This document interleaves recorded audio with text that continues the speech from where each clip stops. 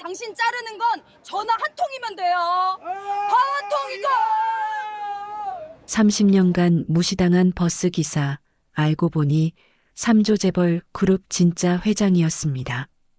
밝혀진 출생의 비밀이 충격입니다. 서울 강남 청담동 한 유치원 앞입니다. 명품 유모차와 수입 세단들 사이로 낡은 노란 버스 한 대가 멈춰섭니다. 기름때 묻은 파란 조끼를 입은 남자가 버스 문을 엽니다. 그때 벤틀리 한 대가 버스 앞을 가로막습니다. 차에서 내린 여자는 명품 가방을 들고 버스를 올려다봅니다. 그녀의 시선에는 경멸이 가득합니다. 주변 학부모들이 스마트폰을 꺼내 들고 촬영을 시작합니다. 여자가 입을 엽니다.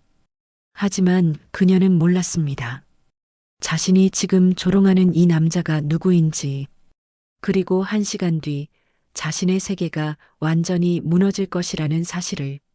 김철수는 60이 넘은 유치원 버스 기사입니다.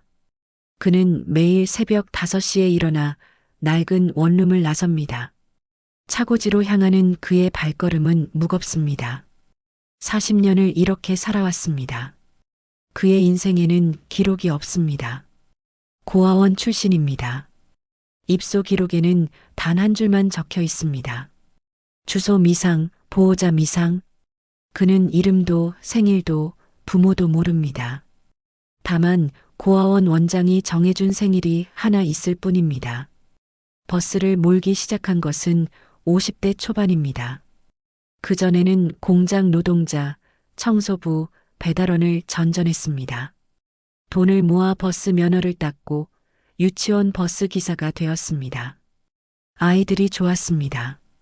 아이들만은 그를 차별하지 않았습니다. 그의 노선에는 특별한 곳이 하나 있습니다. 청담동 펜트하우스 단지입니다. 그곳에는 재벌가의 장손이 삽니다.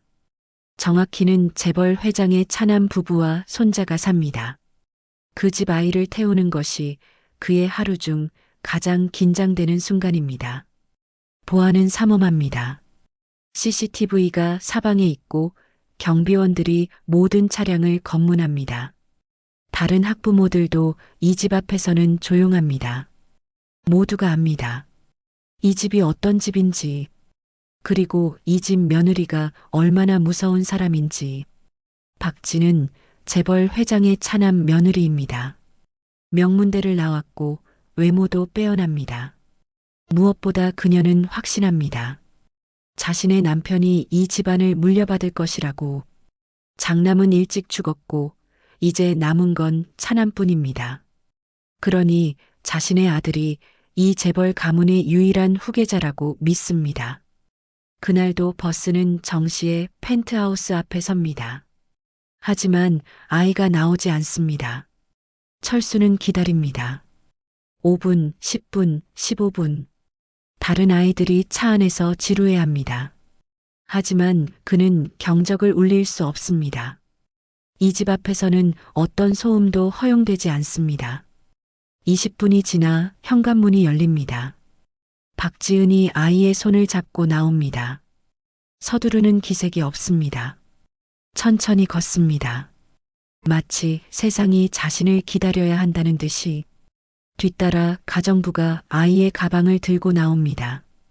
철수는 버스에서 내려 문을 엽니다. 박지은은 그를 쳐다보지도 않습니다. 아이를 버스에 태우고는 가정부에게 뭔가 지시합니다. 가정부가 철수에게 다가옵니다. 종이 쪽지를 건넵니다. 오늘은 학원에 먼저 데려다 주고 저녁 6시에 다시 집으로 데려오라는 내용입니다. 철수는 난감합니다. 그의 근무 시간은 오후 4시까지입니다. 6시까지 일하면 추가 근무가 됩니다. 하지만 추가 수당은 나오지 않습니다. 그는 조심스럽게 말합니다. 죄송하지만 근무 시간이 아니라고. 회사에 말씀하시면 다른 기사가 올 것이라고. 박지은의 얼굴이 차갑게 굳습니다. 그녀가 다가옵니다. 철수와 눈높이를 맞추지 않습니다. 내려다봅니다. 그리고 말합니다. 당신 월급 누가 주는 줄 알아요? 우리 시아버지가 이 유치원 이사예요. 당신 자르는 건 전화 한 통이면 돼요. 주변이 조용해집니다. 다른 학부모들이 쳐다봅니다. 누군가는 웃습니다. 누군가는 스마트폰을 듭니다. 철수는 아무 말도 하지 못합니다. 고개를 숙입니다. 알겠다고 합니다. 6시에 데리러 오겠다고 합니다. 박지은이 만족스러운 표정으로 돌아섭니다. 하이힐 소리가 또각또각 울립니다. 그 소리가 철수의 귀에 망치처럼 박힙니다. 버스 안의 아이들이 이 광경을 봅니다. 5살짜리 아이들도 압니다. 지금 무슨 일이 벌어졌는지. 일주일 뒤 같은 일이 반복됩니다. 이번에는 추가 근무가 3시간입니다. 철수는 밤 8시까지 일합니다. 저녁을 거릅니다. 약 먹을 시간도 놓칩니다. 그는 당뇨와 고혈압이 있습니다. 하루 3번 약을 먹어야 합니다. 그날 밤 집에 돌아왔을 때 그는 어지러웠습니다. 현관문을 열다가 쓰러질 뻔합니다. 벽을 잡고 간신히 침대까지 갑니다. 누워서 천장을 봅니다. 천장에는 곰팡이가 퍼져 있습니다. 비가 새는 곳을 아직 수리하지 못했습니다. 다음 날 아침입니다. 철수는 평소보다 늦게 일어납니다. 알람 소리를 못 들었습니다. 급히 옷을 입고 차고지로 향합니다. 하지만 이미 늦었습니다. 첫 번째 아이 집에 늦게 도착합니다. 학부모가 화를 냅니다. 어쩌다 이런 일이 생기냐고. 철수는 사과합니다. 펜트하우스에 도착했을 때 박지은이 현관 앞에 서 있습니다. 팔짱을 끼고 있습니다. 철수가 버스를 세우자 다가옵니다. 지각이 몇 분이냐고 묻습니다. 철수가 죄송하다고 말하려는데 그녀가 말을 자릅니다. 당신 같은 사람이 우리 아이를 태워요? 씻기는 해요? 냄새 나는데. 차도 더러워요. 유리에 먼지가 얼마나 많은데. 이런 차에 우리 아이를 태울 수 없어요. 주변 학부모들이 모입니다. 박지은의 목소리가 큽니다. 일부러 크게 말합니다. 모두가 듣도록. 철수는 고개를 더 숙입니다. 아무 말도 하지 못합니다. 단지 죄송하다는 말만 반복합니다. 박지은이 스마트폰을 꺼냅니다. 사진을 찍습니다. 버스의 더러운 부분을, 철수의 낡은 조끼를, 그의 구부정한 자세를, 그리고 말합니다. 이거 유치원에 보낼 거예요. 아니, 시아버지한테 직접 보낼 거예요. 당신 오늘로 끝이에요. 철수의 손이 떨립니다. 이 일을 잃으면 그는 갈 곳이 없습니다. 60이 넘은 나이에 다시 일자리를 구할 수 없습니다. 그는 무릎을 꿇습니다. 용서해달라고 합니다. 다시는 이런 일이 없을 거라고 합니다. 박지은이 웃습니다. 차가운 웃음입니다. 그녀는 이 순간을 즐깁니다. 누군가를 무릎 꿇게 하는 이 권력을, 주변 사람들이 보는 이 장면을 그녀는 천천히 말합니다. 한 번만 더 실수하면 끝이에요. 알겠어요? 철수는 대답합니다. 알겠다고. 죄송하다고. 박지은이 차에서 아이를 내립니다. 더 이상 이 기사를 믿을 수 없다고. 자기가 직접 학교에 데려다 주겠다고 합니다. 철수는 빈 버스를 몰고 떠납니다. 백미러에 비친 그의 눈에는 눈물이 고여 있습니다. 그날 오후 유치원 원장이 철수를 부릅니다. 책상 위에는 스마트폰이 놓여 있습니다. 화면에는 아침의 그 장면이 담겨 있습니다. 무릎 꿇은 철수의 모습이. 원장이 말합니다. 이거 인터넷에 올라갔어요. 조회수가 10만이 넘었어요. 원장은 난처한 표정입니다. 박지은의 시아버지가 이 유치원 이사라는 것을 압니다. 함부로 할 수 없습니다. 하지만 여론도 나쁩니다. 댓글에는 기사를 동정하는 목소리도 많습니다. 원장은 말합니다. 일주일만 쉬세요. 사태가 진정될 때까지. 철수는 항변하지 않습니다. 알겠다고 합니다. 짐을 챙겨 차고지를 나옵니다. 집으로 가는 길 편의점에 들립니다. 라면 하나와 우유 하나를 삽니다. 계산대에서 카드가 거절됩니다. 잔액 부족. 현금을 뒤집니다. 4,000원이 있습니다. 우유를 다시 놓습니다. 집에 돌아와 라면을 끓입니다. 물이 끓는 동안 서랍을 뒤집니다. 고지서가 쌓여 있습니다. 전기세, 수도세, 관리비 모두 연체되었습니다. 휴대폰 요금도 밀렸습니다. 병원비 독촉장도 있습니다. 라면을 먹습니다. 맛이 없습니다. 목이 메입니다. 숟가락을 놓습니다. 침대에 눕습니다. 천장에 곰팡이가 더 커진 것 같습니다. 눈을 감습니다. 잠이 오지 않습니다. 그날 밤 그는 오래된 상자를 꺼냅니다. 고아원에서 나올 때 받은 것입니다. 안에는 몇 가지가 있습니다. 오래된 사진 한 장, 병원 신생아실 사진입니다. 두 아기가 나란히 누워 있습니다. 사진 뒤에는 날짜가 적혀 있습니다. 62년 전 날짜입니다. 고아원 원장이 말했습니다. 이 사진과 함께 당신이 왔다고, 누가 가져왔는지는 모른다고, 단지 당신이 특별한 아이일 거라고만 말했다고. 하지만 특별하다는 것이 무슨 의미인지 철수는 평생 몰랐습니다. 상자 안에는 또 하나가 있습니다. 작은 은팔찌입니다. 아기용입니다. 안쪽에 무언가 새겨져 있습니다. 글자가 달아서 잘 보이지 않습니다. 철수는 이것들을 본 적이 수없이 많습니다. 하지만 한 번도 의미를 찾지 못했습니다. 오늘도 마찬가지입니다. 다시 상자에 넣습니다. 다음 날 아침 철수는 병원에 갑니다. 당뇨와 고혈압 검사입니다. 의사가 결과를 보고 말합니다. 상태가 좋지 않다고, 약을 제때 먹지 않았냐고, 스트레스를 받았냐고. 철수는 대답하지 않습니다. 의사가 처방전을 씁니다. 약을 꼭 먹으라고 당부합니다. 약국에서 약을 받습니다. 12만 원입니다. 철수의 통장에는 8만 원이 있습니다. 약사에게 말합니다. 일주일치만 달라고. 약사가 난처해합니다.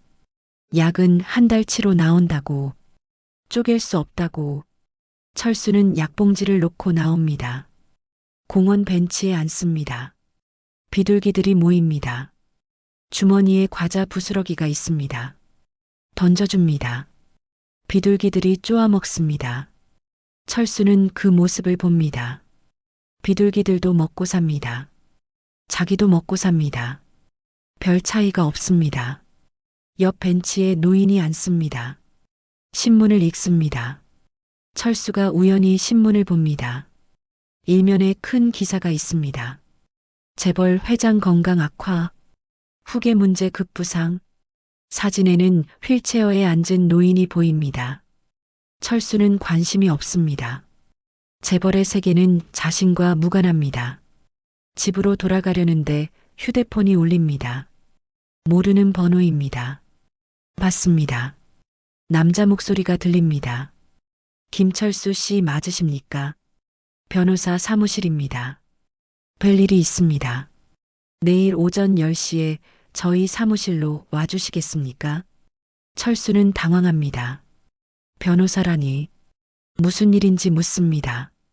남자는 대답합니다. 전화로 말씀드리기 어렵습니다.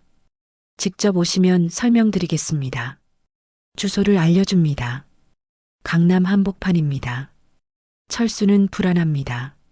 하지만 가기로 합니다. 무슨 일인지 궁금합니다. 다음 날 오전 철수는 변호사 사무실에 갑니다. 고층 빌딩 30층입니다. 유리문을 밀고 들어갑니다. 리셉션 직원이 그를 봅니다. 이름을 말합니다.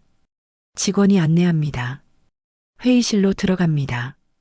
탁자에 서류 뭉치가 놓여 있습니다. 중년 남자가 앉아 있습니다. 정장을 입었습니다. 그가 일어나 악수를 청합니다. 앉으라고 합니다. 철수는 어색하게 앉습니다. 변호사가 말을 시작합니다. 김철수 씨 62년 전 고아원에 입소하셨죠. 철수는 고개를 끄덕입니다.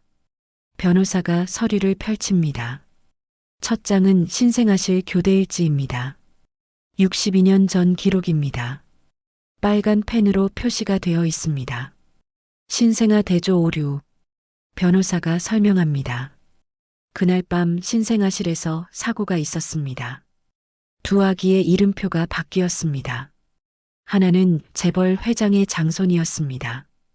다른 하나는 일반 가정의 아이였습니다. 잘못된 아기가 재벌 가정으로 갔습니다. 진짜 장손은 고아원으로 보내졌습니다. 철수는 이해하지 못합니다. 변호사가 두 번째 서류를 꺼냅니다. 간호사의 자술서입니다. 10년 전에 쓰였습니다. 그 간호사는 죽기 전 진실을 고백했습니다. 누군가에게 돈을 받고 아기를 바꿨다고, 재벌 회장의 차남이 시킨 일이었다고. 차남은 형이 있었습니다. 장남입니다. 장남에게 아들이 태어나던 날 차남도 같은 병원에서 아들을 낳았습니다. 차남은 형의 아들을 없애고 싶었습니다. 그래야 자기 아들이 후계자가 될 테니까. 그래서 간호사를 매수했습니다. 형의 아들을 일반 가정 아이와 바꿨습니다. 하지만 문제가 생겼습니다. 바뀐 아기의 부모가 의심했습니다. DNA 검사를 하려 했습니다. 차남은 그 아기를 다시 빼돌려야 했습니다. 그래서 병원에서 아기를 훔쳤습니다. 고아원 앞에 두었습니다. 그 아기가 당신입니다.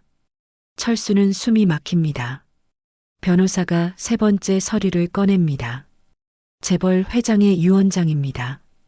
10년 전에 작성되었습니다. 회장은 진실을 알고 있었습니다. 간호사의 고백을 들었습니다. DNA 검사를 은밀히 진행했습니다. 차남의 아들이 자기 핏줄이 아니라는 것을 확인했습니다. 유언장은 명확합니다. 모든 재산은 친손자에게 상속한다. 단 친손자는 반드시 DNA로 확인되어야 한다. 회장은 10년간 진짜 손자를 찾았습니다. 마침내 찾았습니다. 그가 바로 김철수입니다. 변호사가 네 번째 서류를 꺼냅니다. DNA 검사 결과입니다. 철수의 머리카락을 몰래 채취해 검사했습니다. 결과는 99.9% 일치입니다. 철수는 재벌 회장의 친손자입니다. 진짜 장손입니다. 모든 재산의 상속자입니다. 철수는 말을 잃습니다. 손이 떨립니다. 눈물이 납니다. 62년간 자신이 누구인지 몰랐습니다. 이제 압니다. 자신이 누구인지, 그리고 자신에게서 무엇이 빼앗겼는지. 일주일 뒤 재벌 그룹 본사 회의실입니다. 이사회가 열립니다. 모든 이사가 참석합니다. 회의실 중앙에 변호사가 섭니다. 그 옆에 철수가 앉아 있습니다. 깨끗한 정장을 입었습니다. 면도를 했습니다. 머리를 정리했습니다. 하지만 여전히 어색합니다. 변호사가 서류를 설명합니다.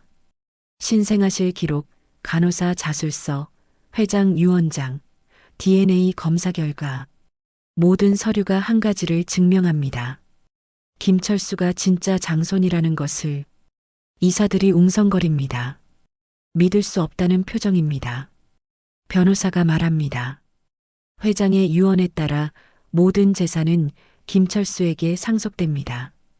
그룹의 지분, 재단의 자산, 부동산, 모든 것입니다. 회의실 문이 열립니다. 차남이 들어옵니다. 얼굴이 창백합니다.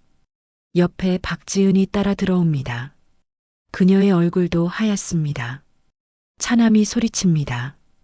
이건 사기다. 조작이다. 증거를 조작한 것이다. 변호사가 침착하게 대답합니다. 모든 서류는 법원의 검증을 받았습니다. DNA 검사도 공인된 기관에서 했습니다. 이의를 제기하려면 법적 절차를 밟으십시오. 박지은이 철수를 봅니다. 그제야 알아봅니다. 버스 기사입니다. 자신이 조롱했던 그 남자입니다. 그녀의 얼굴이 일그러집니다. 말이 나오지 않습니다. 이사회는 결정을 내립니다. 김철수를 신임 회장으로 선출합니다. 만장일치입니다. 차남과 박지은은 모든 직위에서 해임됩니다. 그룹과 재단의 모든 활동에서 제외됩니다. 펜트하우스도 반환해야 합니다. 회장의 유언이기 때문입니다. 박지은이 무너집니다. 바닥에 주저앉습니다. 자신의 세계가 무너지는 것을 느낍니다. 명품 가방도 벤틀리도 펜트하우스도 모두 사라집니다. 무엇보다 자신이 가졌던 권력이 사라집니다. 사람들을 내려다보던 그 시선을 더 이상 가질 수 없습니다. 경비가 그들을 에스코트합니다. 회의실 밖으로, 건물 밖으로. 그들은 자기 발로 걸어나갑니다. 뒤돌아보지 않습니다. 뒤돌아봐도 소용없습니다. 이미 끝났습니다. 철수는 회의실에 홀로 남습니다. 거대한 테이블을 봅니다. 가죽 의자들을 봅니다.